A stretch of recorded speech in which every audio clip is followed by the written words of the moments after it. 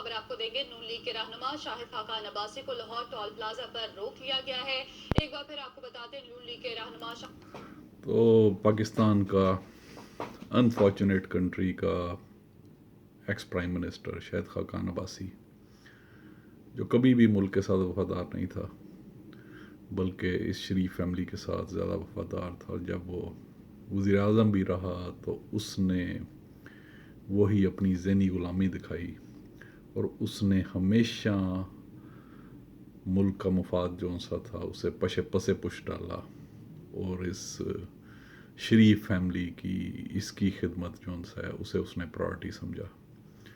और उसने जो सा है सरकारी जो इसका प्लान होता है वज़ीर आज़म का, उसमें उसने इसहाक डार, जो इनका पार्टनर इन क्राइम है, उसे भगवाया।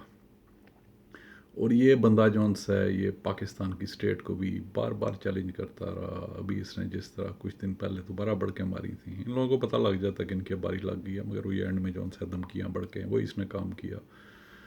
तो इसीलिए हम सब ने खान साहब को वोट दिया था कि जो भी हो रहा है इनकी हुकूमत में, तो glad to see all that happening. ये जौन से हैं इस तरह के लोग, ज़हनी ग़ुलाम लोग, इन लोगों ने असल में इनका तरीक़ा वारदात ये था, इनका ये था कि इनकी जौन सी है कर कर के चाकरी शरीफ फैमिली की, इन्हें खूब फुद्दू लगाओ इन्हें, और क्या कहते हैं मुल्क को लूटो, और अपना जौन सा है इसमें से हिस्सा समेटो। जब तक आप लोग माफियाज़ के साथ काम करते हैं तो आपका ये जो हराम का माल, जो माल गनीमत होता है, उसमें से अच्छा खासा हिस्सा आपको मिल जाता है। और अच्छा खासा बंदा इस बंदे को हिस्सा मिला। ये इसका जौन सा था वालिद जौन सा था, फ़ौज में था, एक मामूली एक अफसर था, मेरे ख्याल में मेजर कर्नल, उस पर रिटायर हुआ था। इसकी एक वाइफ का, खाकान अब्बासी की वाइफ का इंटरव्यू था, उसमें उसने बताया। और ये बंदा जौन सा था ये एक इंजीनियर था, खाकान अब्बासी, और इसने फिर फैसला ये कर लिया कि सियासत में आएगा।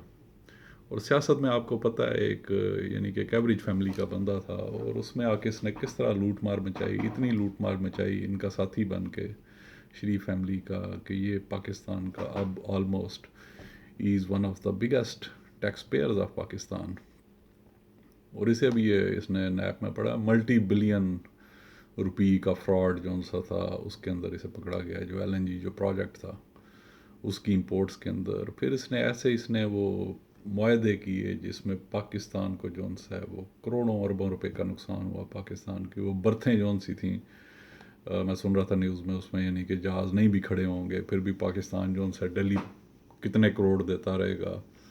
और ये वही वही वाली बात कि ये लोग कभी भी जौन सा है मुल्क से सिंसियर नहीं थे, ये ज़िली गुलाम लोग इस तरह के। और आप ये देखें कि this person he was rejected from his constituency, जिससे ये पहले जौन सा वो जीतता जा रहा था। मरी क्या ये, तो मरी वालों ने उसमें इतनी वो अवाम के अंदर इसके ख़िलाफ़ कह लें कि उन्हें पता लग गया था। इसकी मैं एक इलेक्शन से पहले वो टॉक शो में बता रहे थे इसके अवाम का कि कितनी इसके अगेंस्ट अवाम के अंदर रिजेंटमेंट थी। और as expected he lost is seat, जो है काफ़ी देर से वो जीत रहा था, फिर इस्लामाबाद से भी हार गया। फिर ज़ाहिर है इसकी भी ज़िली ग़ुलामी की वजह देखें आप कि शरीफों ने लाहौर का, जिधर इनका गढ़ है, जिधर इनका सारा जो सा इन्हें पता है कि कैसे करना है क्या करना है, तो उधर से फिर इस बंदे को सब लोगों ने, इसके इलाके के लोगों ने भी शुक्र किया था कि ये बंदा जो सा है ये ज़हनी ग़ुलाम असम्बली में नज़र नहीं आएगा। मगर फिर दोबारा ऐसे लोगों की शक्लें जो सी हमें असम्बलीज़ में देखनी पड़ गई, सिर्फ इस वजह से कि बड़ा गलत लगा है कि ये हार जाते हैं दूसरी जगह से खड़े होके जो से, फिर समहाउ ये उसमें पहुंच जाते हैं असम्बलीज़ के अंदर। Very unfortunate. और इसने जो सा इसे कोर्ट ने इसे पहले भी समन भेजे थे, और ही always try to ignore the law, और उसके जो से समन्स को जो सा इग्नोर करता था। और बिल्कुल एक जिस तरह बड़के मारना और वो गुलू बटी और बदमाशी और जिस तरह वो करते हैं ना, उस तरह से आगे एक्ट करता था। अभी आपने इसकी स्पीच भी इसकी सुनी होगी। और इन लोगों ने जिस तरह पाकिस्तान की इकानमी को इन्होंने मिल के पीछे इन्होंने इस जो सा इसे पाकिस्तान को खाली किया, पाकिस्तान को खोखला किया, اور وہ کس سے ڈھکا چھپا نہیں ہے وہ. اور یہ جون سا ہے اس نے پی آئی اے کو بھی اس نے بہت نقصان پہنچایا. اس کی اپنی ایئر لائن تھی ایئر بلو جب یہ حکومت میں بھی تھا, اور سارے اس کے جو تھے پروفیٹیبل روٹ اسے دے دیے گئے. اور کہہ لیں کہ آپ جو ایئر بلو کا جو گین تھا وہ پی آئی اے کا لاس تھا. تو انہیں جان بوجھ کے جون سا اسے پی آئی اے کو بھی ان لوگوں نے جون سا ہے وہ بیک سٹیپ کیا. اور حکومت کو ان لوگوں کو جو نارمل جیلز ہیں ان میں شفٹ کرنا چاہیے. نو ایئر کنڈیشنر, نو کولر, جس طرح عام قیدی رہتے ہیں یہ جو بڑے لٹیرے ہیں ان لوگوں کو ادھر کرنا چاہیے. اور پاکستان کا جو پیسہ ہے ان لوگوں سے نکلوانا سب سے زیادہ ضروری ہے. ٹھیک ہے اریسٹ جون سا ان لوگوں کو ہونا چاہیے تھا, اریسٹ ہو گئے ہیں یہ, but we want our money back. جس طرح وہ خادم حسین نے کہا تھا نا کہ نہیں دو طرح جس طرح مجھے جیل میں رکھا تھا انہیں اس طرح اگر 2 دن رکھو تو یہ سارے کا سارا پیسہ نکال دیں. اس نے ٹھیک کہا تھا. اب کویسچن یہ ہے کہ آگے کس کی باری ہے, ہو از نیکسٹ.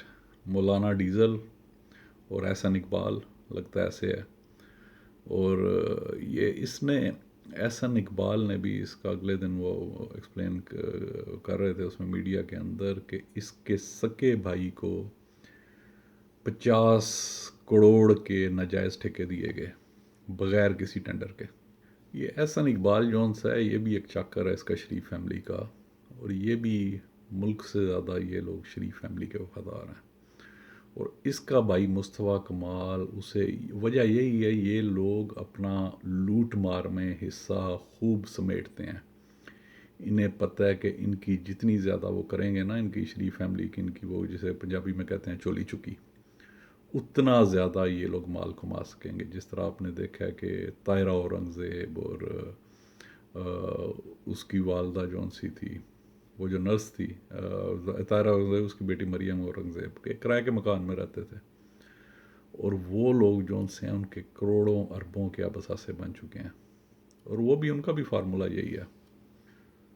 یہ ایسٹ انڈیا کمپنی نسلی غلام چھوڑ گئی ہوئی ہے, اور نسلی غلاموں کا مائنڈ سیٹ جو سا پاکستان میں چھوڑ گئی ہوئی ہے, جو ابھی بھی پاکستان میں جن کی پشتیں در پشتیں حکومت میں ہیں.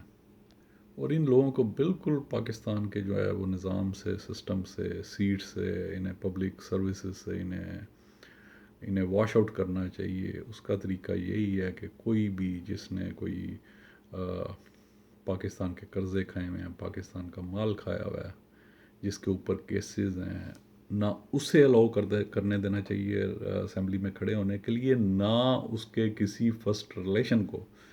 آپ نے دیکھا تھا اگر ان پہ پابندی لگ جائے کیا کرتے ہیں, اپنی بیوی کو کھڑا کر دیں گے, اپنے بیٹے کو کھڑا کر دیں گے, اپنی بیٹی کو آگے لے آئیں گے. ان کی پوری ان کی نسلوں کے اوپر پابندی لگنی چاہیے.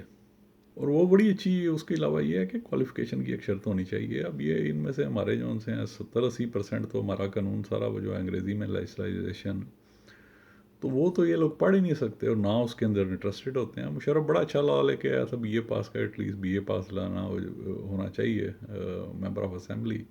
اس میں پھر دیکھا آپ نے کتنے جعلی ڈگریوں والے آ گئے. انہیں جب پکڑا گیا اس کے بعد جب حکومت چینج ہوئی تو ہماری پارلیمنٹ میں لا ہی چینج کر دیا. یہ دنیا کی واحد پارلیمنٹ ہوگی جس نے کہا ہوگا نہیں جی ہمیں پڑھے لکھے لوگ نہیں چاہیے. انہوں نے لا چینج کر کے انہوں نے کہہ دیا ہمیں کوئی ضرورت نہیں ہے ایسے پڑھے لکھے لوگوں کی, اور انہوں نے اس لا کو ریزرو کر دیا, ریورس کر دیا. یہ کتنا ظلم کیا انہوں نے ملک کے ساتھ.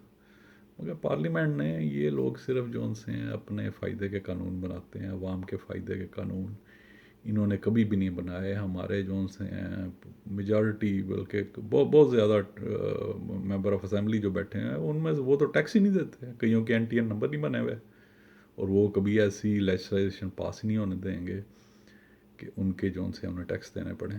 ابھی ٹھیک ہے خان صاحب یہ ٹیکس کا تو کر رہے ہیں, مگر سسٹم شوڈ بی ڈیوائزڈ کہ یہی لوگ جو خاص طور پہ اسمبلیوں میں بیٹھے ہوئے ہیں, اگر اسمبلی میں کوئی بیٹھا ہوا بندہ ٹیکس نہیں دے رہا تو اس بندے کو ویسے ہی اسے ڈائریکٹلی اسے نااہل کر دینا چاہیے, اور اسے ٹیکس بھی دینا چاہیے بیسڈ اپون ہز ایسیٹس, اور اس کی انکم کی اسیسمنٹ ہونی چاہیے.